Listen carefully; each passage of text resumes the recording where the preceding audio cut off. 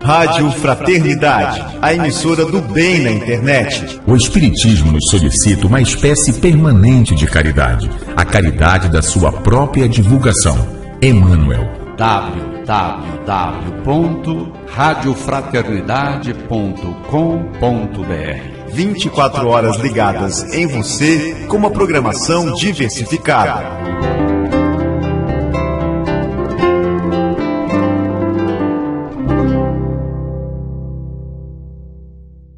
Na sequência de nossa programação, vamos apresentar o painel com os expositores da Cometrim de Ibiá, falando sobre o tema central do evento, e que foi comandado pelo Dr. Manuel Tiburcio Nogueira, de Ituiutaba, e que teve a participação de Haroldo Dutra Dias, Jacobson Santana Trovão, Rossando Klingey e Simão Pedro de Lima, ocorrido dia 1º de novembro de 2014, na Cometrim de Ibiá.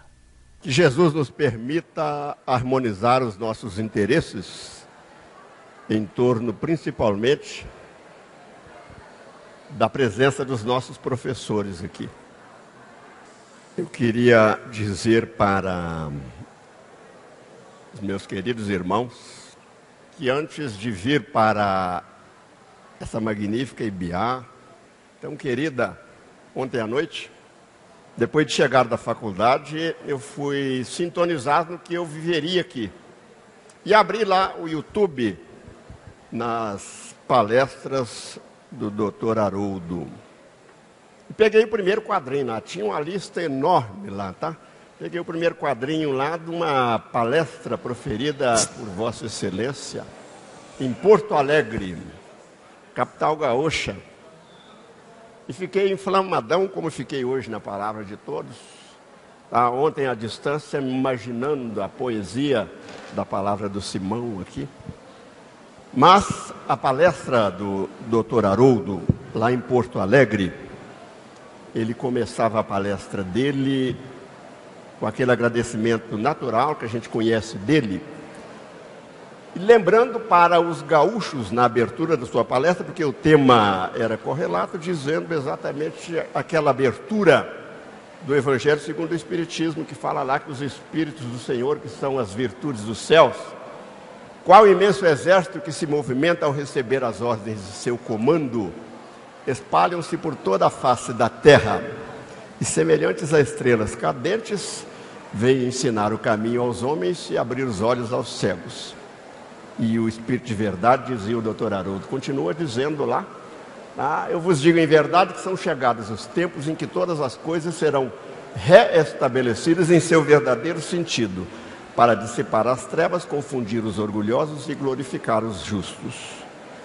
Estamos fazendo coisa muito parecida aqui. Vamos então fazer aqui uma conversa com os nossos queridos irmãos. Lembrando a questão 967 do Livro dos Espíritos. Allan Kardec buscou lá uma situação, eu tenho certeza que nos atinge a todos nas nossas aspirações quanto ao amanhã, espíritos eternos que somos. Na quarta parte das Esperanças e Consolações, ele perguntou para os espíritos em que consiste a felicidade dos bons espíritos. E a primeira resposta, quer dizer, são vários itens da resposta, mas a primeira é aquela que nós vamos utilizar agora para justificar a modestíssima participação desse ET que está aqui. Por que eu me considero ET? O pessoal fica me olhando como se eu fosse ET, porque são 51 cometrins e eu estive em todas, tá?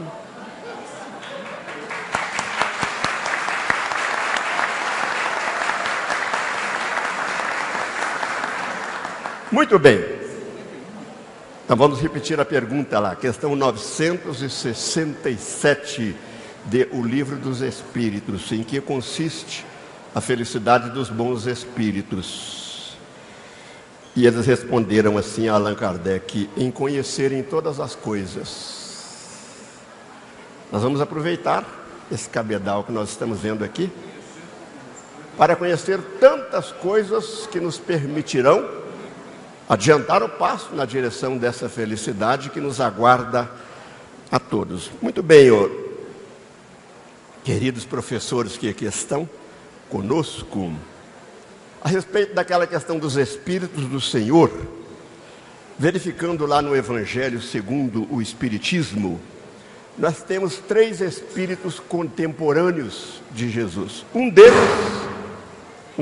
um dos evangelistas, João Evangelista. João Evangelista tem participação notável numa mensagem no capítulo 8º do Evangelho segundo o Espiritismo, que nós vamos suscitar aqui para os nossos irmãos, para que cada um deles possa falar. São as questões que, viajando aí durante 50 anos por várias regiões do Brasil, nós verificamos as dúvidas que as pessoas têm relativamente aos textos da obra de Allan Kardec. E lá, nesse capítulo 8º, lá, é aquele capítulo que trata das bem-aventuranças, bem-aventurados os que têm puro o coração. E fala lá das criancinhas: deixai vir as minhas criancinhas, virem as minhas criancinhas, porque delas é o reino dos céus. João Evangelista, no item 18 desse capítulo 8º, ele traz uma mensagem interpretando esta passagem. E lá, no término do argumento dele, ele diz assim: bem-amados meus, são chegados os tempos em que, esclarecidos, os erros se tornarão verdades. Então, é uma primeira questão que nós suscitamos para os nossos irmãos, que isso causa muita dificuldade. Então, esclarecidos, os erros se tornarão verdades. Vamos começar aqui com Jacob, ele vai passando a lista em frente. A percepção de religião, ela se avança com o tempo. André Luiz, no livro Missionários da Luz, diz que muito do que hoje é considerado como místico, religioso ou puramente filosófico, no futuro será considerado ciência. Na verdade, o Espiritismo é uma ciência com implicações filosóficas e de consequências morais. Então, a nossa compreensão de religião e de religiosidade, que muitos cientistas têm buscado transformar no termo espiritualidade, para fugir da ideia da religião sistemática, vem exatamente atender ao que Allan Kardec coloca na Gênese, em que o sentido de religião seria a religação da criatura com o Criador. Para fugir da visão tradicional, ortodoxa de religião, muitos cientistas, psiquiatras, terapeutas holísticos que buscam ver que nós não somos apenas matéria, mas que a compreensão de uma fé é capaz de, inclusive, causar alterações neurofisiológicas positivas, têm chamado isso de espiritualidade. Então o tempo vem nos amadurecendo no que realmente representa a paternidade divina.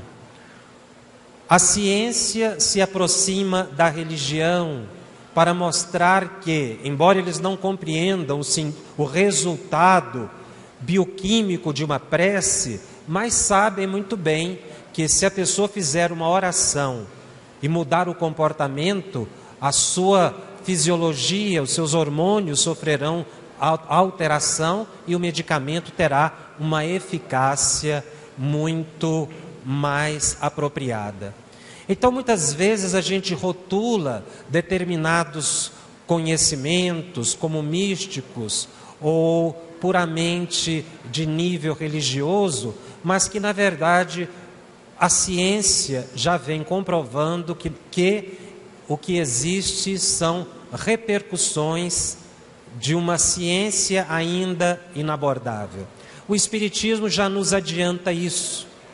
Ou seja, muitas questões que eram consideradas como absurdas, impossíveis, a verdade espírita já tem transformado e dado explicações para que a gente possa chegar no plano da fé raciocinada.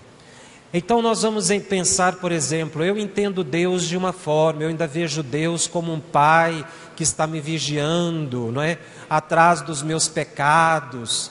Um outro já vai ver Deus naquela bondade. O Espiritismo nos mostra como a causa primária de todas as coisas. Se pudéssemos fazer uma comparação, por exemplo, eu na minha individualidade, como eu penso Deus?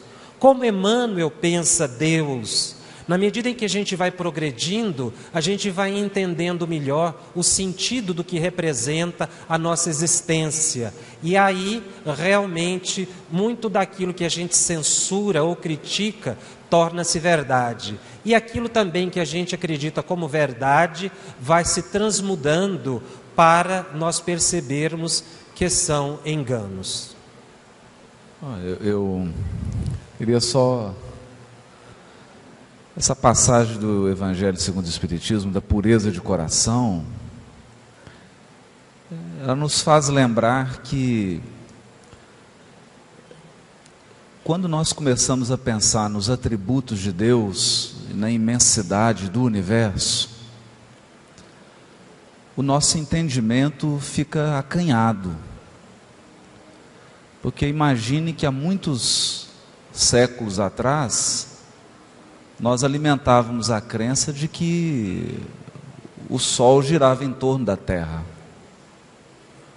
Hoje nós já temos uma visão de um sistema solar com bilhões de sóis, um universo com bilhões de galáxias. E quando o homem começa a examinar os átomos, fica impressionado, porque aquilo que é infinito no macrocosmos é infinito no microcosmos. Mas a grande questão disso tudo é que ninguém é internado no hospital psiquiátrico porque não entendeu uma galáxia. Ninguém precisa da assistência de um psicólogo, de um antidepressivo, porque ele não compreende a intimidade de um átomo. Então, a verdade é que Deus, no seu absoluto, não pode ser apreendido pela mente humana. Mas o amor de Deus pode ser sentido por nós agora. E quando nós mergulhamos na natureza humana, na psique humana, nós percebemos que o ser humano adoece por amor. Ele fica triste por amor. Ele entra em depressão por amor. Às vezes ele é levado a dar cabo à própria vida material por problemas do coração. Então, quando nós purificamos a fonte da vida, como diz Emmanuel, né? E Emmanuel diz assim: no sentimento reside o controle da vida.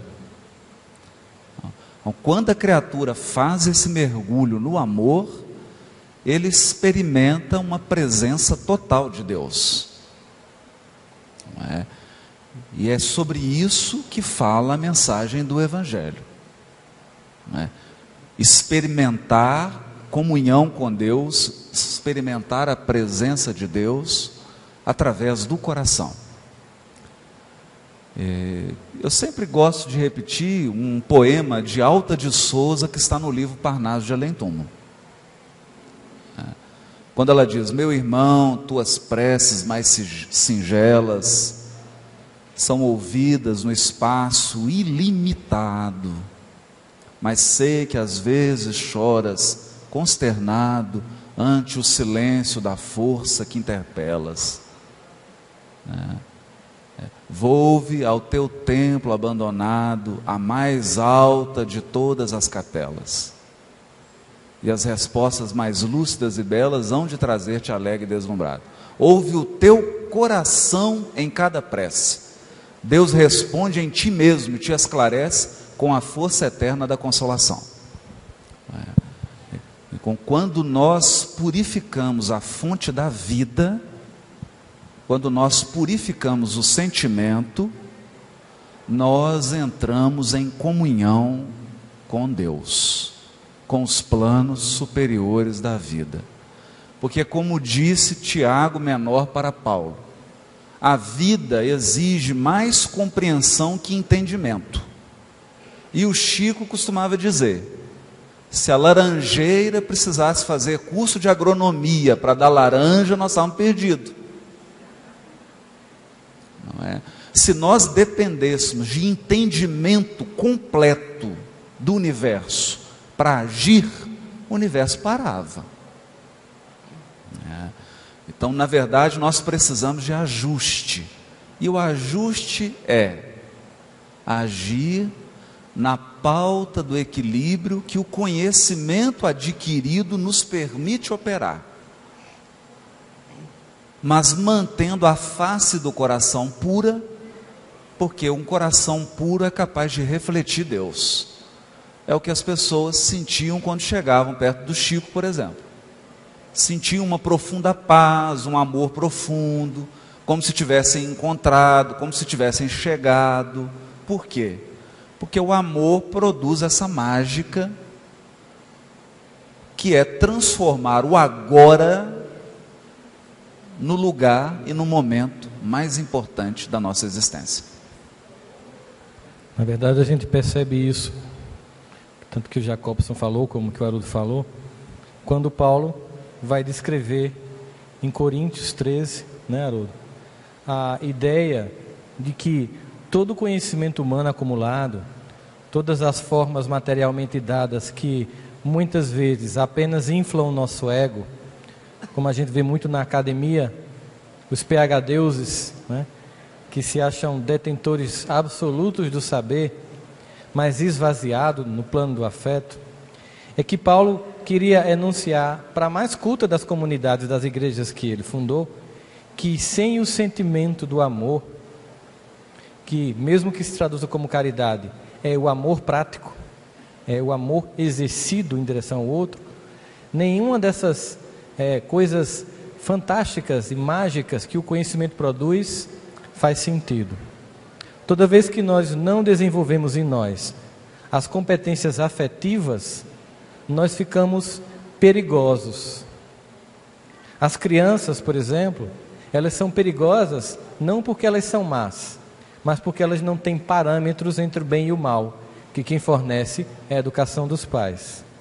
Assim é que o sentimento são os parâmetros, os sentimentos são os parâmetros desenvolvidos na alma, para que nós possamos usar a pouca sabedoria que nós temos para construir, para nos desenvolver. E nesse processo, está muito claro para nós, hoje fica cada vez mais claro, que as coisas do mundo material que tantos nos atraem, não necessariamente nos trazem aquilo que a gente tanto busca, que somente uma pureza de coração pode nos fornecer. Uma simplicidade de levar a vida, que não significa uma vida desprovida das conquistas do mundo material de forma justa e de forma serena. Eu costumo sempre dizer que nós confundimos as nossas buscas, tanto intelectuais como materiais, com felicidade. E não entendemos que isso é conforto. Eu costumo até dizer que, vamos imaginar uma cena, de eu pegar vocês aqui em Ibiá, colocar num Fusca, de meio-dia, para a gente ir para o aeroporto de Confins, que fica nos confins de Minas Gerais, no sol quente, sem ar-condicionado, direção hidráulica. A viagem está confortável, mas nós estamos indo lá para pegar uma pessoa muito amada, que há 10 anos nós não vemos. Você vai estar infeliz? Então vocês vão estar desconfortavelmente felizes? Mas imagine que a gente coloque vocês numa Pajero, ar-condicionado, sua banda predileta tocando, que eu espero que seja Tim Vanessa, né? Eu espero, aquela coisa maravilhosa que é. Mas você está indo nessa mesma viagem, está confortável? Mas você está indo levar alguém muito amado para sessões de quimioterapia. Você está feliz? Então digamos que no primeiro caso você está desconfortavelmente feliz, e no segundo você está confortavelmente triste.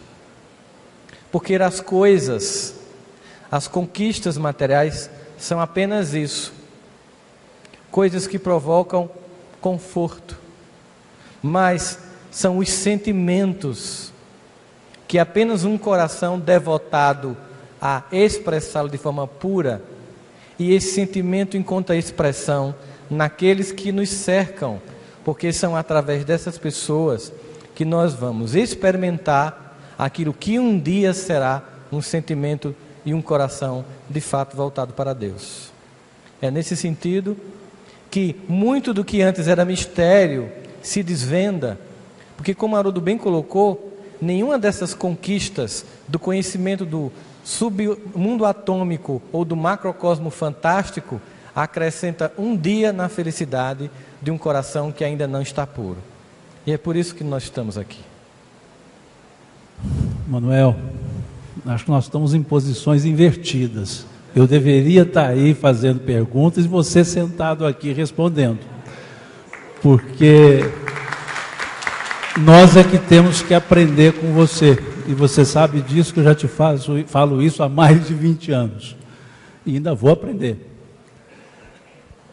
O erro se tornará verdade. Nós temos métodos de aprendizagem, temos conhecimentos, conhecimento científico, conhecimento mítico, conhecimento filosófico, conhecimento dialético, e temos o conhecimento empírico.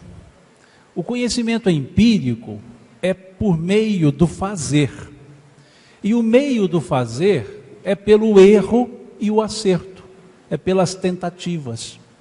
Num primeiro momento, o processo reencarnatório é empírico, porque nós vamos tentar acertar, apesar dos erros.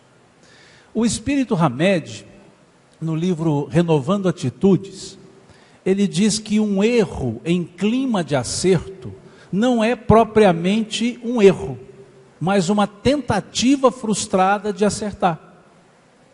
Então o erro se transforma em verdade quando eu aprendo com o erro e cresço a partir do erro, não mais o praticando e praticando o oposto justamente daquele erro.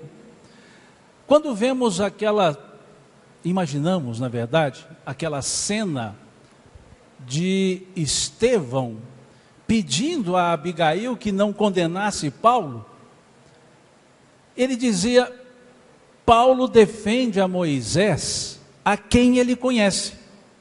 Quando ele conhecer a Jesus, ele também o defenderá.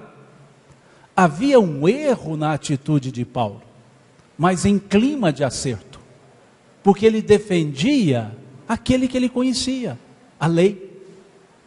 Quando ele conheceu a Jesus, imediatamente, e nesse caso foi imediatamente mesmo, foi o único tombo, foi o único cair do cavalo que deu certo. Porque quando dizemos caiu do cavalo, não dá nada certo. E Paulo não, ele caiu do cavalo, literalmente, e deu certo.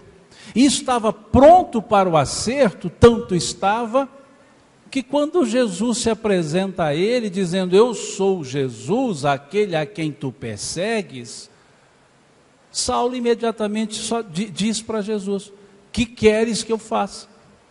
Acabou a conversa. Esse é o erro em clima de acerto. E é aí que o erro se transforma em verdade. Verdade a partir da renovação de atitudes.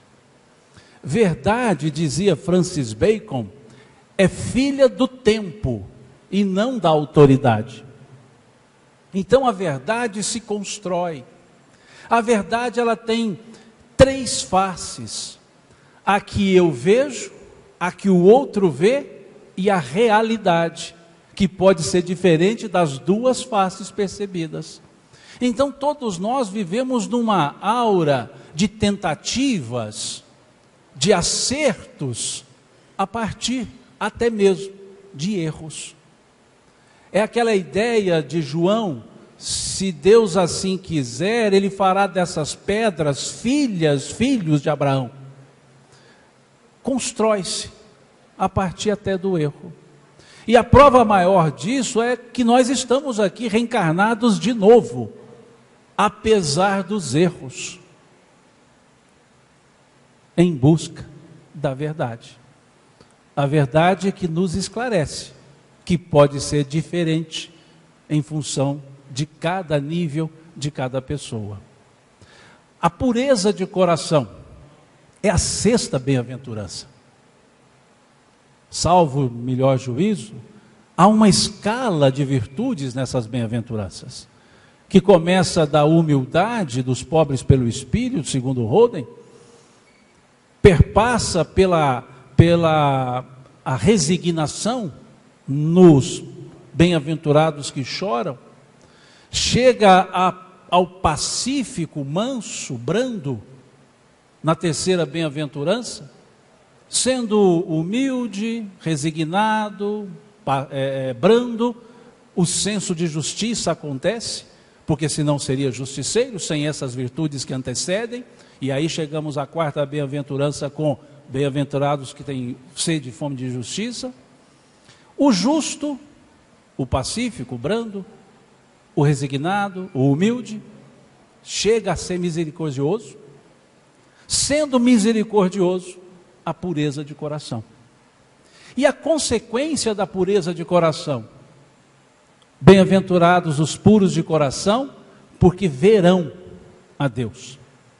Como se vê Deus?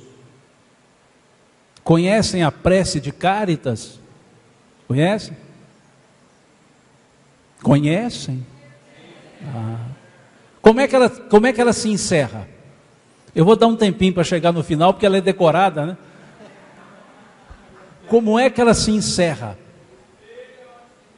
Fazei de nossas almas um espelho onde se refletirá a vossa divina imagem.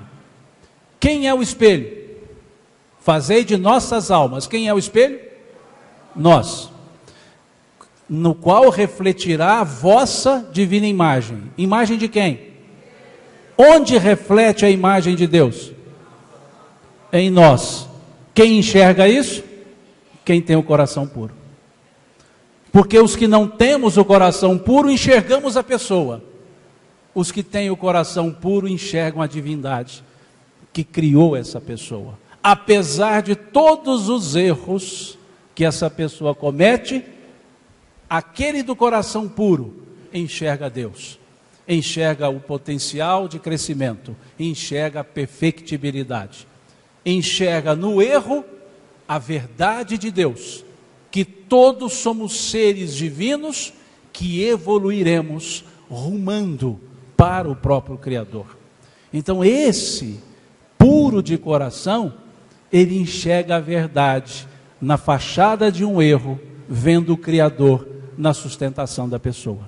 É isso que eu entendo de o erro se tornará verdade.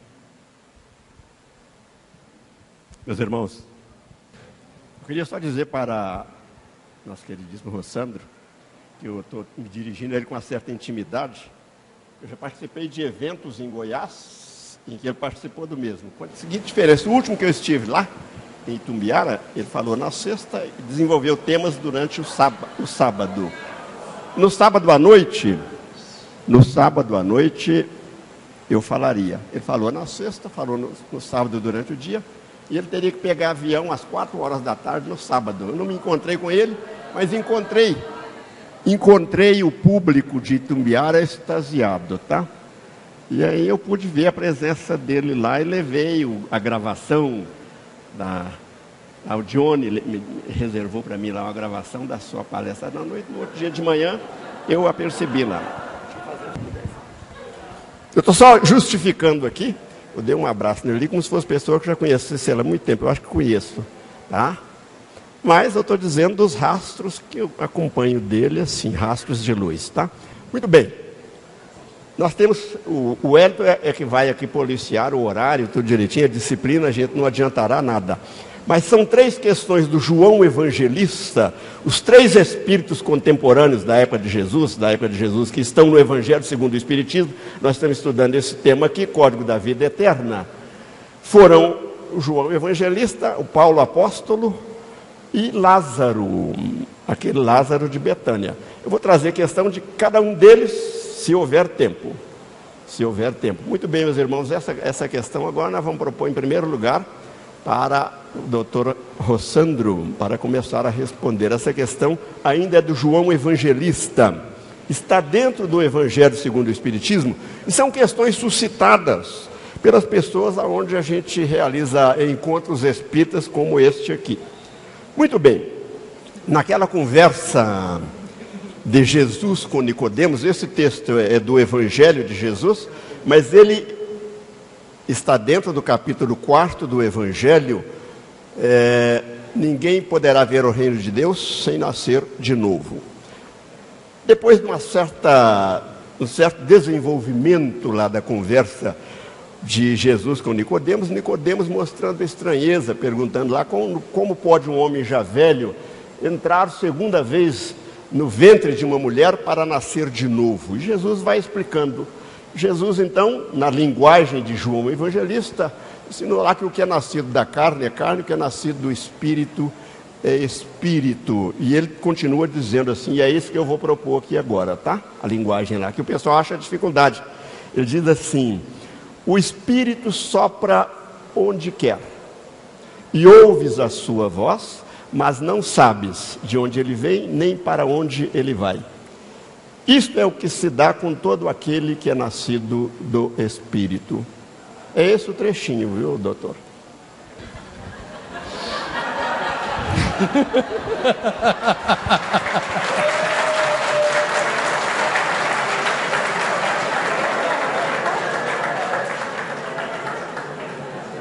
Meu voo sai daqui a pouco, eu tenho que ir agora, me desculpe. Bem, uma coisa que eu acho que é importante em qualquer momento da vida é a gente reconhecer que toda resposta que a gente dá a qualquer pergunta, ela tem o limite das nossas possibilidades de conhecimento. E seria uma arrogância minha querer dar uma resposta que vai além do que eu posso compreender da questão.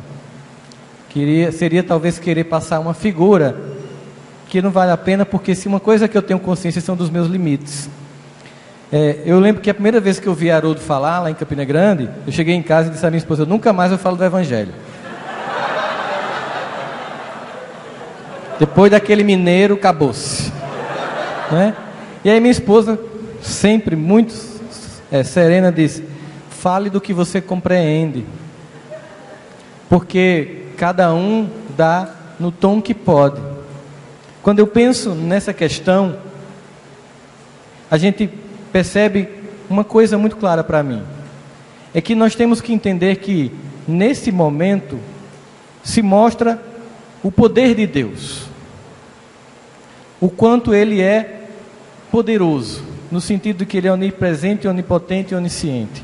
E essa onipotência de Deus faz com que aquela verdade que Ele traz não tenha limitações de cultura, de lugar, de espaço. Quando nós espíritas temos a condição de olhar a mensagem de um Buda, de um Krishna, até mesmo de um Maomé, e perceber o Espírito de Deus soprando, é porque ele transcende as culturas limitadas e dadas. Eu digo que a pergunta que foi a pergunta que me pegou para o movimento espírita, já que eu vinha das igrejas evangélicas, mas antes, depois de um período de decepção, eu fiz um espiritur. Maçonaria, Rosa Cruz, gnose, parará, e fui, mexi e tal. Quando eu cheguei na doutrina espírita, eu tinha vindo de um monte de lugares que dizia que só ali Deus estava e que no outro havia apenas o equívoco. E li uma pergunta do Livro dos Espíritos que dizia assim: é necessário ser espírita para se ter sorte na vida futura? E os espíritos responderam: se assim fosse, estariam condenados todos aqueles que não teriam ensejo de conhecer, o que seria um absurdo. Ora, somente o bem garante ao homem um futuro melhor, e o bem é sempre o bem, não importa qual caminho que a ele conduza. E pela primeira vez, depois de minhas buscas, eu encontrei uma resposta que via Deus em todo lugar. Eu lembrei que quando eu estava lendo Bhagavad Gita, que é um poema que faz parte do Mahabharata dos hindus, existe uma passagem que Arjuna, na grande guerra do Mahabharata, está com Krishna, sendo mais ou menos grosso modo a relação de Jesus com João. Arjuna olha para Krishna e diz: Senhor Krishna, quando alguém cultua uma imagem que não é a tua, tu atendes? Krishna diz: sim, porque eu sei que é a mim que ele busca, porque o Espírito de Deus sopra onde quer. É só isso que eu posso dizer do que eu entendo.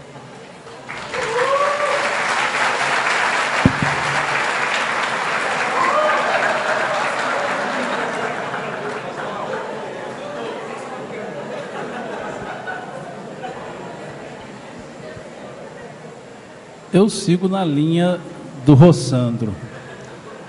Meu limite é menor do que o dele.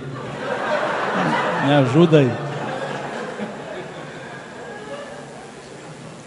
O que é o mistério? É o que é percebido, mas não é sabido. Quando observamos no Livro dos Espíritos, a partir da questão 76, que trata do espírito, há uma sequência de perguntas até 86, justamente tratando da origem espiritual.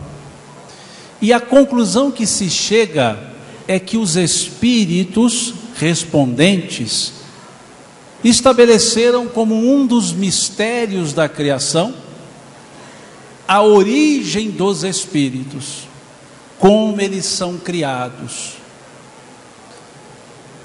A existência do Espírito, conforme a questão 80 do Livro dos Espíritos, a existência do Espírito, ela se confunde com a eternidade.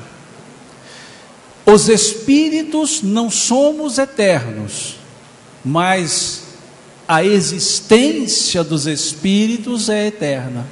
Porque na questão 80 diz: Deus jamais deixou de criar espíritos. Se Deus é eterno e Deus jamais deixou de criar espíritos, a criação é eterna. E a origem da criação se confunde na própria origem de Deus. E aí não sabemos de onde vem. Vem de Deus, mas não sabemos como. Porque esse é um dos pontos que os espíritos chamaram mistério. Até mesmo, disseram eles, para nós. Então, essa perquirição da origem dos espíritos, nós não teremos ainda a resposta. Mas advém de Deus. Nessa passagem com Nicodemos, nós temos dois elementos. Os não espíritas estão certos quando analisam essa passagem, mas enganam-se em colocar só um elemento. Porque ali nós temos um elemento reencarnatório, mas nós temos também o elemento renovação. Quando analisam os não espíritas, os unicistas, a passagem dizendo que o nascer de novo é um renascer em renovação. Sim. O que é nascido da carne é carne, o que é nascido do espírito é espírito. É essa renovação, é a destinação. E há o elemento reencarnatório, o nascer de novo na forma textual que lá está escrito, nascer de novo. Por quê? Porque nós renovamo-nos, renascemos em espírito, que é a nossa evolução. E nós também nascemos de novo para renovarmos-nos em espírito. O nascer da água, o nascer do espírito. Então esse aspecto dá o mistério para dizer: o espírito sopra, ninguém sabe de onde vem e nem para onde vai. Ou seja, há algo que transcende. E Jesus conversava com um doutor da lei. E Jesus, de certa forma, para o aspecto material, ele traz a resposta numa forma provocativa, dizendo que é tão simples aquela resposta. Como pode ser mestre em Israel e não saber dessas coisas? Mostrando-nos que o conhecimento tem limite, que há coisas que não sabemos, mas essas coisas que não sabemos, no caso Nicodemos, eram coisas da terra, não eram coisas dos céus. Pois se não sabes o que as coisas terrenas, como saberás as coisas dos céus? Mostrando-nos, por um outro lado, que é uma prepotência, uma tola vaidade, que é essa expressão que os espíritos usam no Evangelho, é o único defeito que eles dão um qualificativo, tola vaidade, tentar abarcar tudo e explicar tudo, porque há coisas que estão além, e tão além que muitas vezes os próprios evoluídos não sabem. Quando olhamos o versículo 36 do capítulo 24 do Evangelho de Mateus, em que se fala, aspas, final dos tempos, diz o evangelista que Jesus dizia: quando e onde acontecerão essas coisas, nem os anjos do céu sabem, nem o Filho, somente o Pai. Há coisas que estão nos desígnios do mistério de Deus. E aí é onde entra, de onde vem, para onde vai. Mas trabalha a existência. Saindo disso e observando apenas o livro dos Espíritos, a dificuldade que se tem para entender um salto da questão 23 para a questão 76 do livro dos Espíritos. Numa pergunta semelhante, questão 23, o que é o Espírito? Questão 76, que definição pode se dar dos Espíritos? Questão 23, princípio inteligente do universo. Questão 76, seres inteligentes da criação. Questão 23, Espírito é minúsculo. Questão 76, Espírito é maiúsculo. Mostrando que nem que seja graficamente nós crescemos, nós evoluímos de um E minúsculo para um E maiúsculo, mas evoluímos. Quando se olha a questão 607, fala da transformação do princípio inteligente na sua individualização. Quantos entendem? E dizem lá que essa elaboração, cuja origem estais longe de conhecer, dizem os Espíritos, não se dá somente sobre a terra. Então vejam quantos mistérios. Agora, nessa resposta de Jesus, há um adjetivo para o Espírito, que não necessariamente são os Espíritos. mas aquele o Espírito, como o Rossano colocou do Bhagavad Gita, o Espírito, ou seja, esse mistério, a divindade, o Espírito sopra, aí a divindade, esse sopro, que é muito presente nos evangelhos, esse sopro, esse hálito divino, que dá a vida, e não por outro. Vemos que a palavra abre as duas possibilidades: pneuma, espírito, pneuma, ar. O sopro divino, que seja o pneuma ar, mas espiritualizado no pneuma espírito, ou seja, o sopro divino, a origem, a existência. É isso, Manuel, que depreendo dentro da limitação que tem dessa passagem.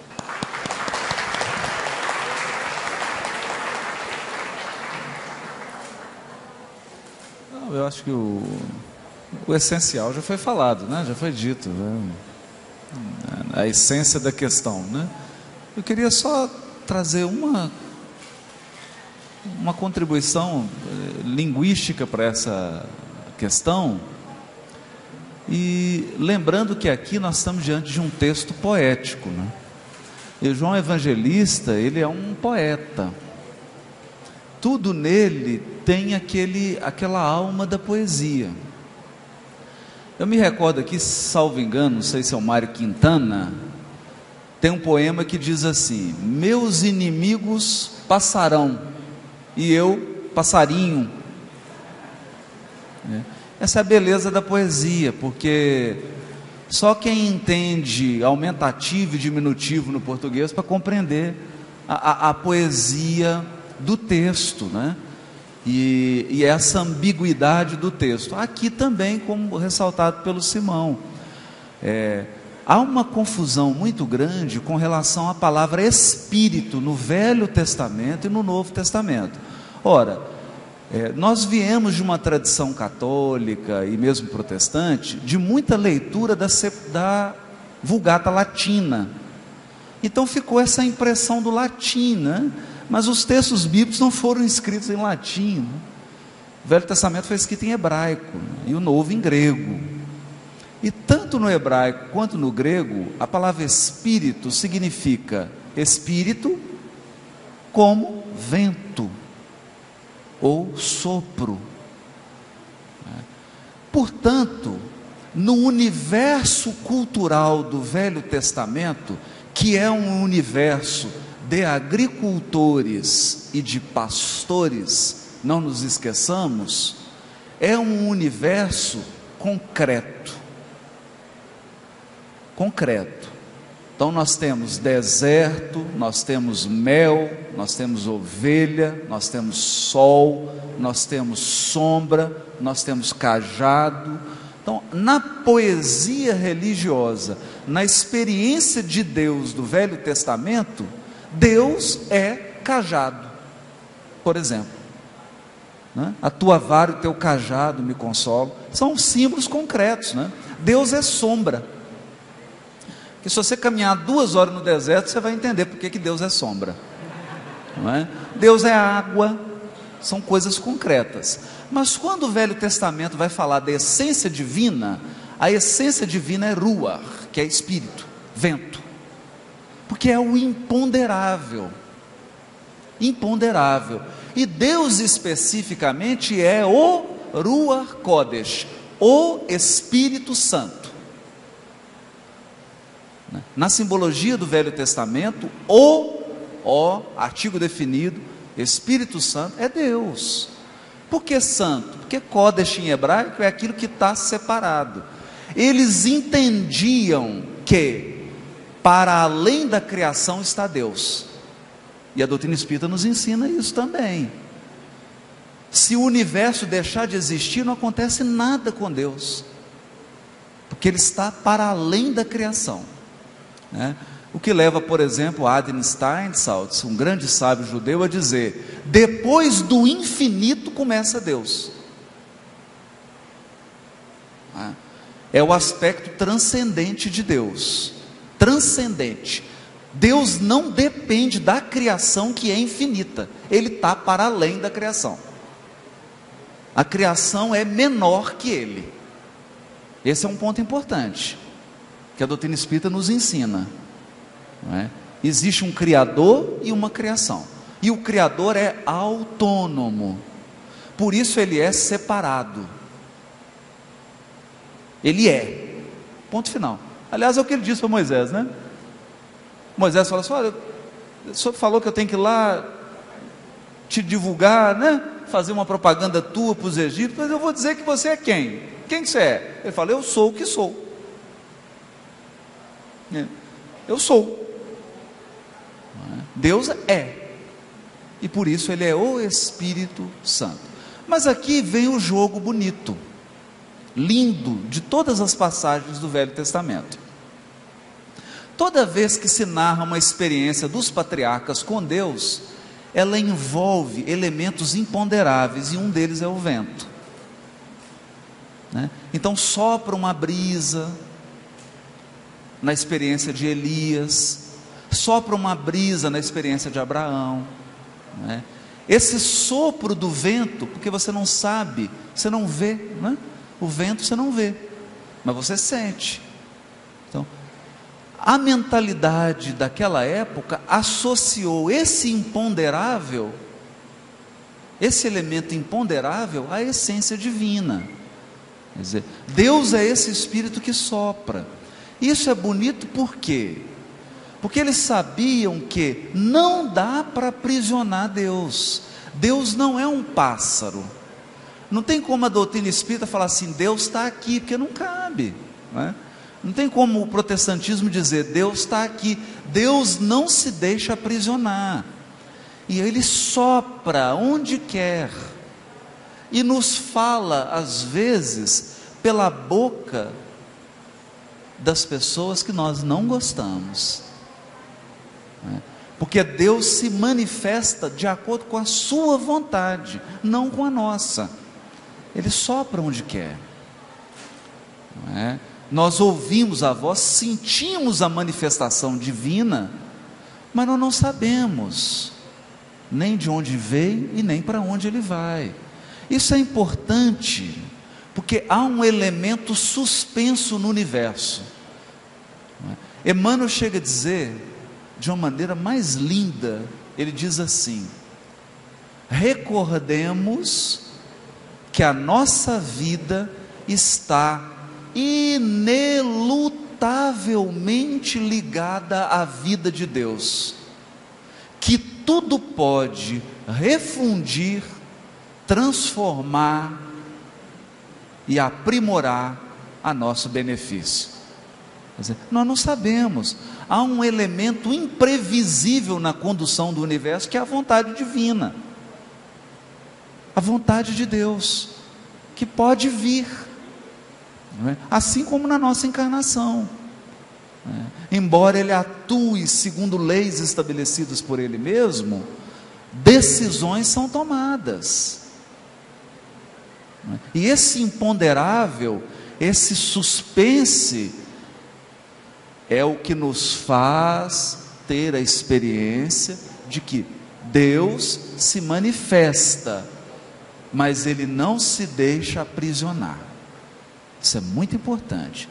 Por isso, aquele ser que consegue fazer essa experiência que o Simão, que o Rossano está falando, da renovação, aquele ser que consegue gerar o eu profundo, superior, que dorme em cada um de nós, esse ser experimenta uma liberdade. Por quê? Porque ele passa a viver aquilo que André Luiz diz. Eu ouvi isso com 17 anos com Manuel Tiburcio explicando as obras de André Luiz. Ajuda e passa. Ajuda e passa. É o que Clarencio diz para André Luiz. Quem viveu uma renovação espiritual não se aprisiona, nem a pessoas, nem a circunstâncias, embora o profundo amor que tenha por todos os seres. Por que isso? Porque ele abdicou da necessidade de aprisionar. Aprisionar. E ele experimenta então essa liberdade com responsabilidade e com comunhão. É uma experiência transcendente, transcendente. Por isso que Jesus diz assim: olha, Nicodemos, sem encarnação você não consegue ver o reino de Deus, porque é a encarnação que aprimora a nossa cognição, mas só consegue entrar no reino de Deus quem se renova. Só a renovação permite entrar. Ver é uma coisa, entrar é outra, não é? A entrada nesse patamar de experiência evolutiva somente para os seres que fizeram esse processo de renovação, né? E fica essa poesia toda, a gente fica aqui, a sensação que dá é de que o texto de João é um banquete, a gente fica aqui segurando as migalhas que caem, né? Segurando as migalhas. Essas foram algumas que eu consegui pegar, mas tenho certeza que o Jacobson pegou outras.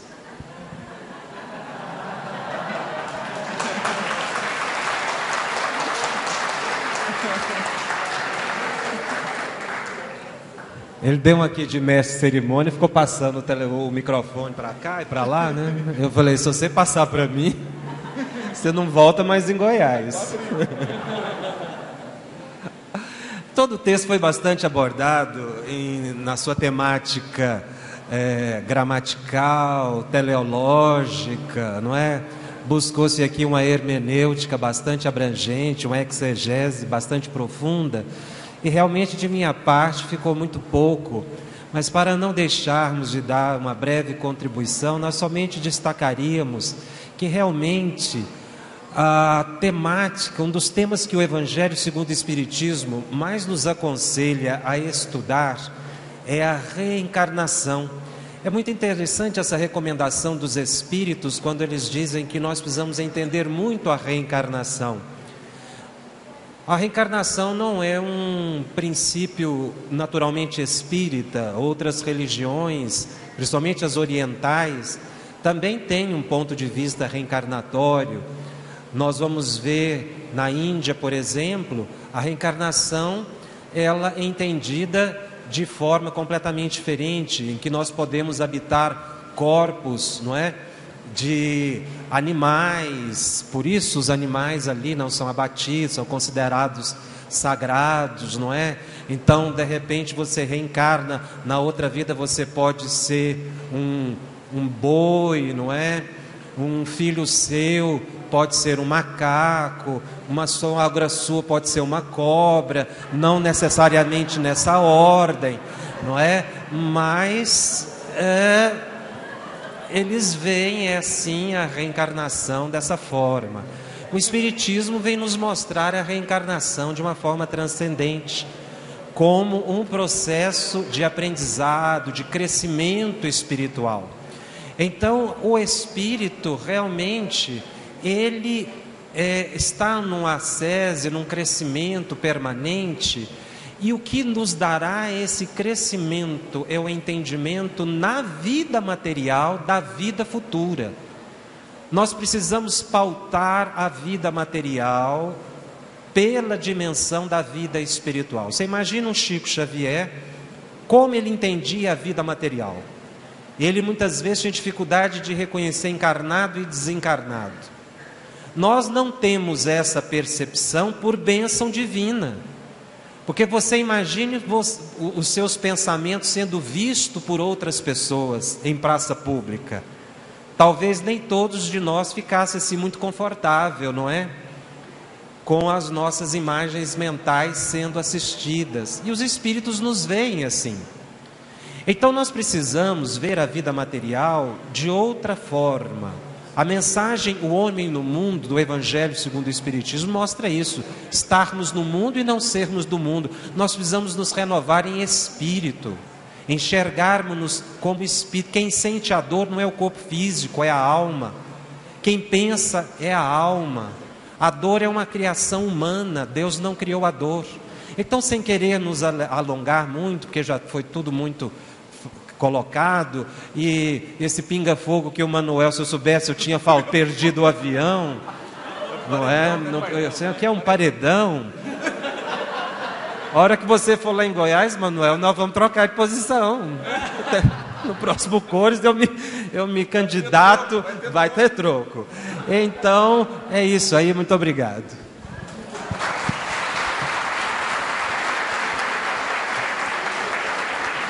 Meus irmãos, um segredinho para vocês, essas entradas dos nossos irmãos ali, para dizer que o horário está estourando, tá? Nós tínhamos um tema longo, mas vocês veem que essa é uma matéria tão profunda, uma questão só toma a noite toda e nos engrandece graças à preciosidade que nós temos aqui. Nós iríamos sair de dentro do Evangelho segundo o Espiritismo e ir para a psicografia do Chico.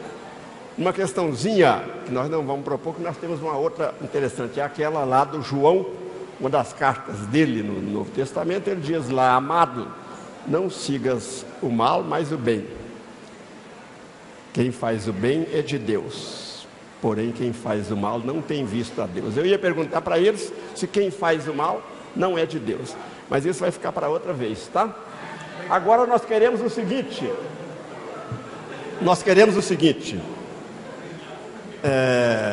uma questão natural da gente dizer aqui, na primeira cometrim nós tínhamos 22 anos, 50 anos depois nós temos 72, muito feliz, porque para não os ter, eu precisaria ter desencarnado antes e acho bom não ter feito, tá? Muito bem, eu queria dizer o seguinte, naquela época que o Chico veio para Uberaba, 1959, eu tinha os mesmos 17 de quando o doutor Haroldo disse que foi a Ituiutaba. E naquela época eu achava uma maravilha, qualquer folgazinha que a gente tivesse uma chancezinha de qualquer trocado, porque não tinha dinheiro para ir no Uberaba, mas a gente arranjava carona e ia lá para ver o Chico. E uma coisa que a gente via lá no Chico, com muita frequência, era o problema da água fluídica. O Chico sempre recomendava para a pessoa pegar uma garrafinha d'água, tá? Você frequenta algum centro? Não, pois é, procura um centro próximo da sua casa, leva sempre uma garrafa d'água, fluidifica e leva para sua casa. E lá na comunhão, tanto quanto no Grupo Espírita da Prece, sempre teve as garrafas d'água que você levavam lá, e também tinha um filtro lá que as pessoas tomavam essa água. Até hoje tem esse filtro lá no Grupo Espírita da Prece. Agora em janeiro, eu falei lá, esse filtro está lá e muita gente vai lá para beber daquela água. Muito bem, há uma teoria hoje, atual, dizendo que a água fluídica, para ter eficácia, é preciso que ela esteja num recipiente reservado para a minha pessoa. Isso me parece divergir daquilo que eu aprendi nos centros espíritas. Tem um trabalho em Ituiutaba do Dr. Antônio Baduí, que tem até esses copinhos descartáveis, bota uma bandeja grande, bota os copinhos com água lá de dentro da Câmara de Paz e vai distribuindo para as pessoas. Quer dizer, nenhum daqueles copinhos estava direcionado. Eu queria ouvir a opinião dos nossos irmãos.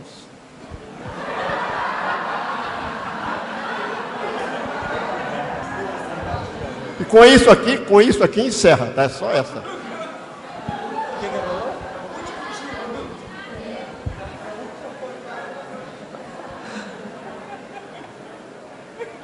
Eu não sei se é porque eu falei de mediunidade, que vocês estão achando que eu sei essa resposta. Mas essa é uma questão realmente muito interessante. E, ao que nos parece, na prática, quando a pessoa leva um frasco em que ela coloca específico para ela, obviamente que os espíritos vão colocar ali um medicamento apropriado para aquela pessoa. É claro que nós já superamos, acredito que já superamos, aquela ideia de que a gente precisa destampar a garrafa, não é? Porque tem gente que acha que realmente se a garrafa estiver tampada, o fluido não vai penetrar. Da mesma forma que tem gente que acha que tem que tirar o sapato para poder as energias telúricas penetrarem o corpo, né? Agora é interessante, porque as energias da terra atravessam lava, atravessa pedra, mas não atravessa o sapato de borracha da pessoa, não. Então ela tem que tirar o sapato, porque senão as energias da terra...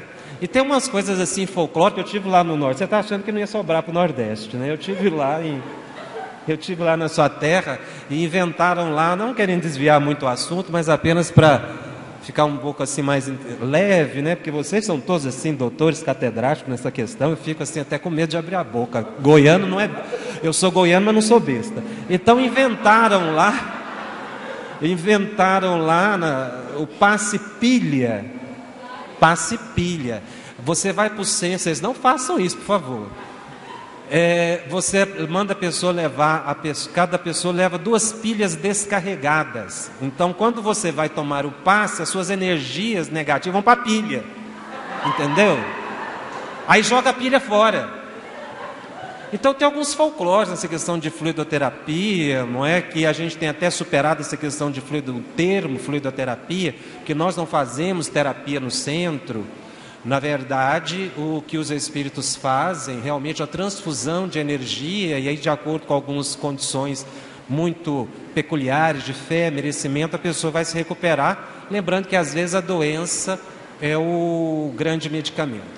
Mas os fluidos penetram na água, se tiver o seu nome aí, os espíritos vão colocar o medicamento indicado para aquela pessoa. Quando os copinhos estão todos ali, dizem os espíritos, André Luiz menciona isso, que é colocado um medicamento genérico, que vai causar um bem-estar a todas as pessoas que a tomarem indistintamente.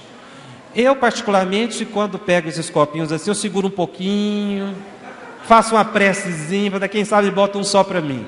Mas a questão é que quando tem o filtro, não é? Aquele ali é medicamento também, e todas as pessoas vão tomar. Agora, não tenha medo, porque a água fluidificada e passe não faz mal. Porque tem gente que está divulgando por aí que se você não precisar tomar passe, tomar o passe faz mal. Se você tiver que tomar o passe e for para uma região do seu corpo, você aplicar na outra, a pessoa também passa mal. Então, isso são mitos que estão crescendo muito no movimento espírita, inclusive a questão do magnetismo, retomando o que o próprio Mesmer, na revista Espírita, já disse, que além do magnetismo animal, existe um magnetismo espiritual, existe um amor de Deus sobre todas as pessoas, e que as pessoas estão aí impondo mãos, acreditando que são elas que estão fazendo a atividade. Então, a água fluidificada é um medicamento.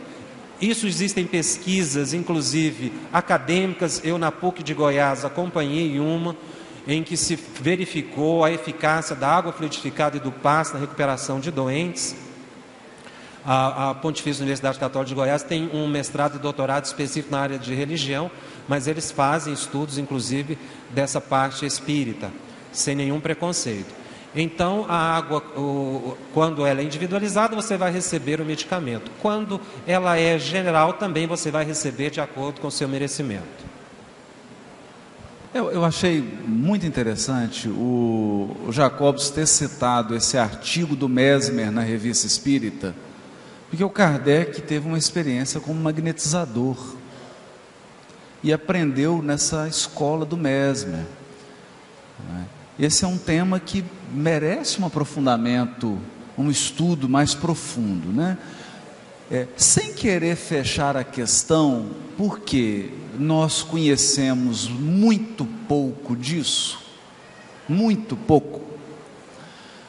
Exatamente agora, nesse ambiente, nós temos uma onda eletromagnética transmitindo o sinal de todas as televisões do mundo. Está passando aqui agora. Além das televisões, estão passando ondas transmitindo todas as rádios.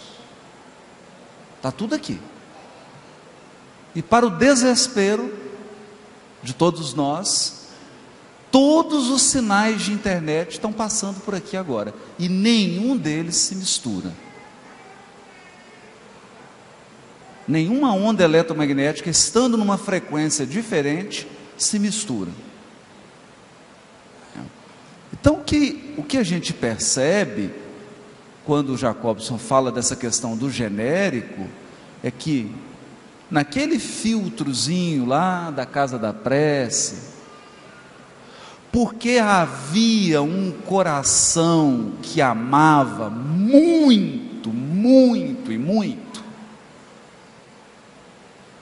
E um coração que ama opera milagres e prodígios. Não nos espantaria se os Espíritos fluidificassem a água e colocassem ondas em frequências diferentes, com medicamento para 1000 pessoas que lá tivessem, no mesmo filtrozinho. Sabe por quê? Porque a gente só atrai aquilo que vibra. Então, na hora que eu pegar a minha aguinha para tomar, tem 1000 frequências aqui, mas eu só vou absorver aquela que está sintonizada comigo. O doutor Jacob está dizendo que é o princípio da homeopatia. Eu só vou sintonizar com o que eu necessito. E essa é a beleza. Olha quanta riqueza inexplorada está nos aguardando, porque nós não desenvolvemos nosso potencial. É a questão da sintonia. Então vem uma água aqui, ela tem 300.000 frequências aqui. Eu só vou absorver aquelas que me dizem respeito. E esse mesmo copo eu posso tomar um pouquinho e passar para você. Ele só vai absorver a que lhe diz respeito. Não é? Então são elementos que nós não conhecemos na profundidade. Nós temos obras, por exemplo, Mecanismo da Mediunidade e Evolução em Dois Mundos, de André Luiz, que são obras que estão dormindo no movimento espírita. Até hoje nós não estudamos isso com a profundidade que merece. É uma obra ainda para o futuro, está lacrada, aguardando o nosso progresso moral, o nosso aperfeiçoamento, para que a gente possa conseguir extrair o que está ali. Então, gente, o segredo é o seguinte, é muito simples. O segredo é um coração sincero e fervoroso. O como, você deixa para Deus, que Ele não vai ter nenhum problema com isso.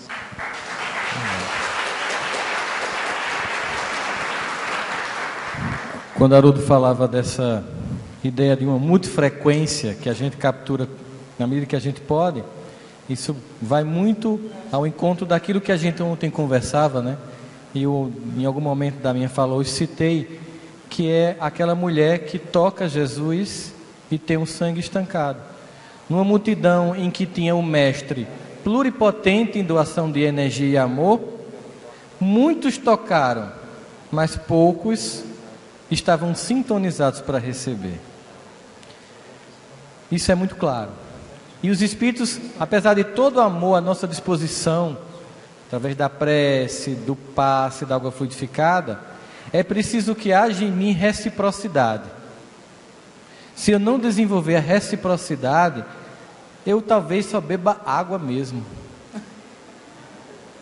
Só água. E pouca, porque o copo é pequenininho, não mata nem a sede. Então, eu preciso desenvolver a condição de ser um vaso.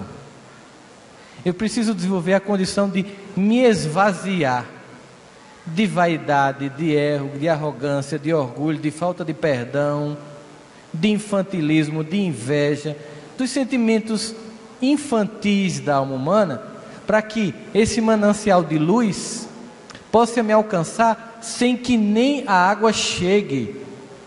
Que é quando aquele Romano diz: se tiverdes, diz uma só palavra e meu servo será curado. Não precisou nem chegar a água, porque a condição de receptividade dele era tão grande que Jesus disse: nem em Israel eu vi tamanha fé. Isso é muito importante. E outra coisa que Jacobson também colocou, é que nós precisamos deixar de ser espíritas de reunião pública. Porque quando a gente estuda a doutrina espírita, que exige estudo, nós não vamos mais acreditar nesses mitozinhos da pilha. Eu estava carregando meu celular aqui, quando eles queriam para jogar fora eu puxei, da pilha que descarrega, do passo que tem que ser aeróbico. A gente começa a perceber que não precisa de, como a gente diz no Nordeste, de munganga nenhuma. Munganga, aprendeu mais uma, Quem manda trazer o Paraíba para cá, né? Então, que a gente não precisa dessas coisas exteriores, tal, que basta o sentimento de reciprocidade. E aí a gente volta. Um coração puro, não precisa de nada para acessar o manancial de bênçãos e de luz que diariamente é derramada sobre a face da terra pelo imenso e infinito amor de Deus.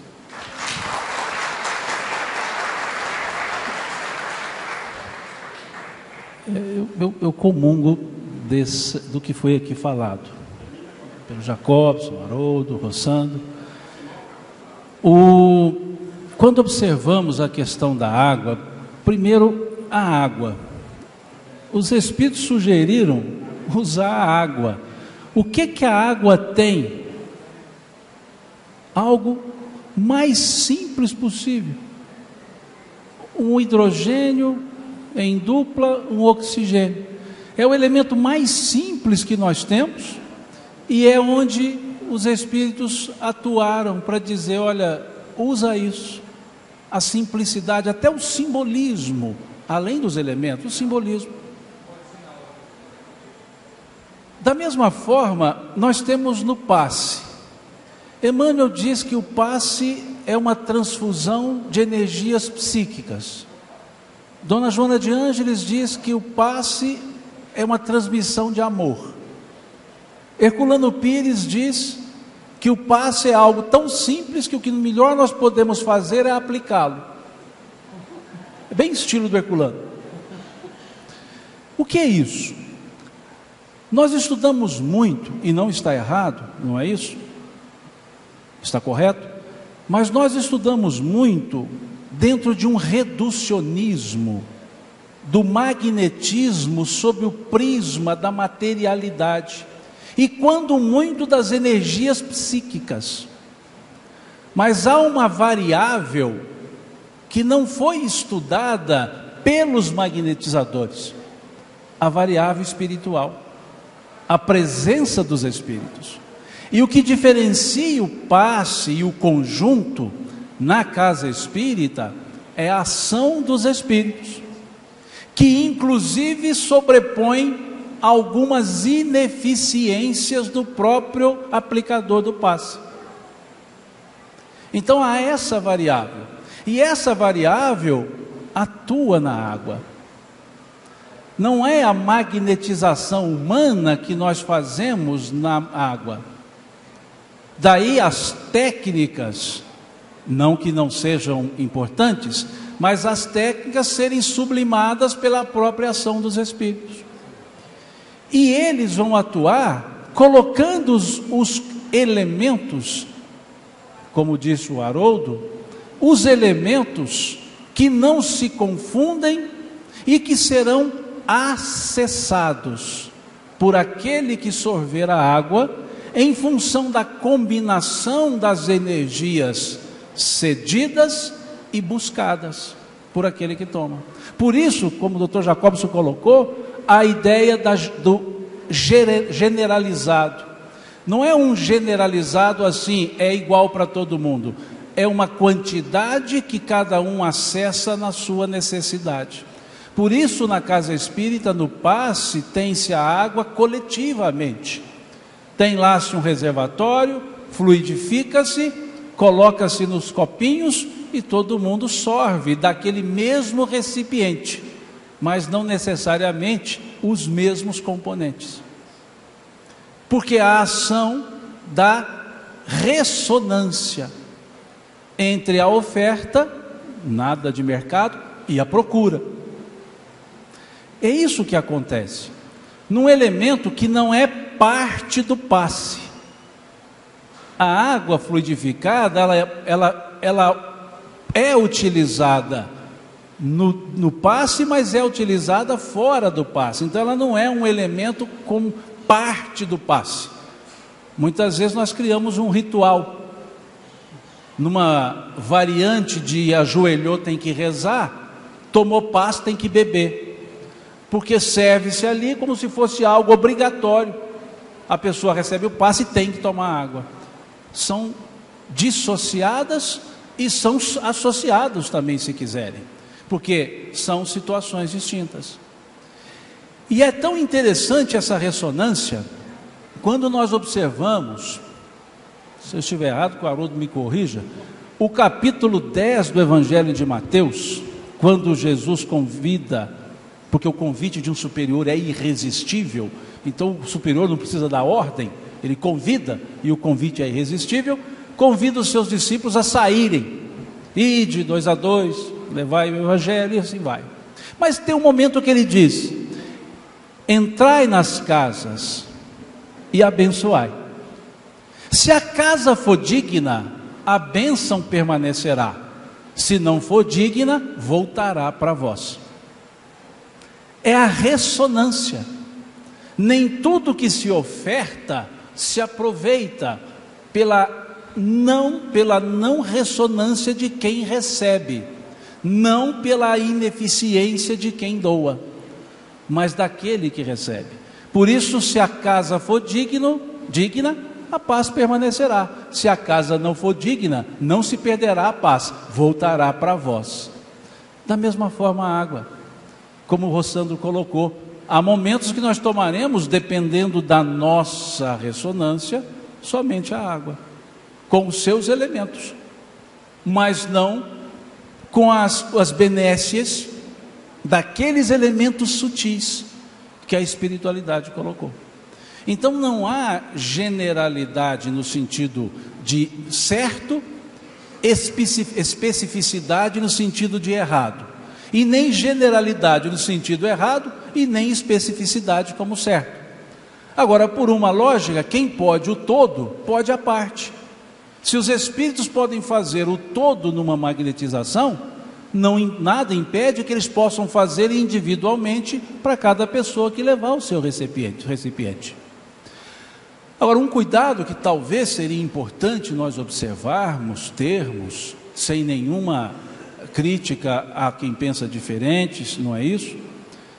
Mas nós precisamos ser mais espíritas e menos modistas, porque nós incorporamos muitas coisas que não são erradas quando aplicadas nos seus ambientes, nos seus níveis, nas terapêuticas, mas não são necessárias na casa espírita, justamente pelo elemento espiritual que vai sobrepor a isso.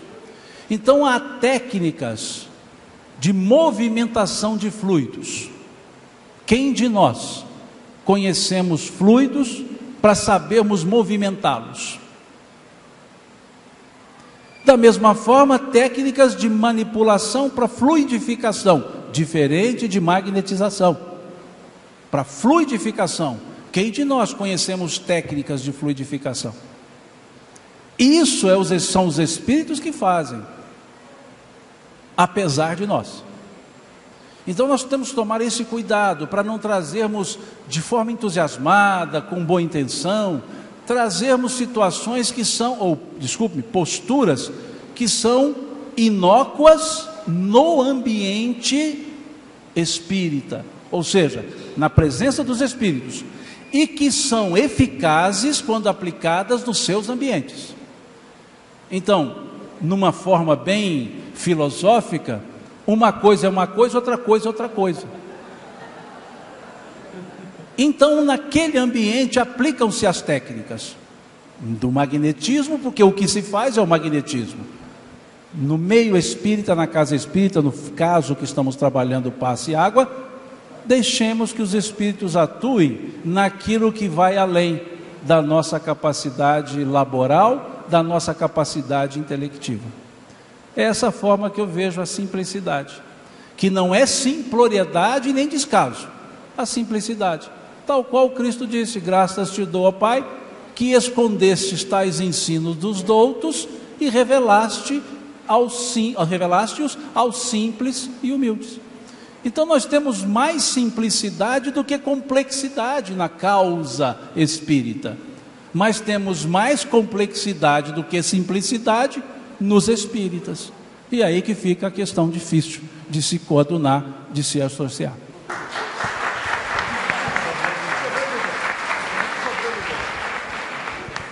Meus irmãos, nós demandaríamos um tempo muito grande para poder desenvolver todo o programa que a gente imaginava, mas ele ficou realizado graças à presença dos nossos queridos irmãos. Acompanhamos o painel de expositores da Cometrim de Ibiá, sob o comando de Manuel Tiburcio Nogueira, e que contou com as participações de Haroldo Dutra Dias, Jacobson Santana Trovão, Rossando Klingey e Simão Pedro de Lima.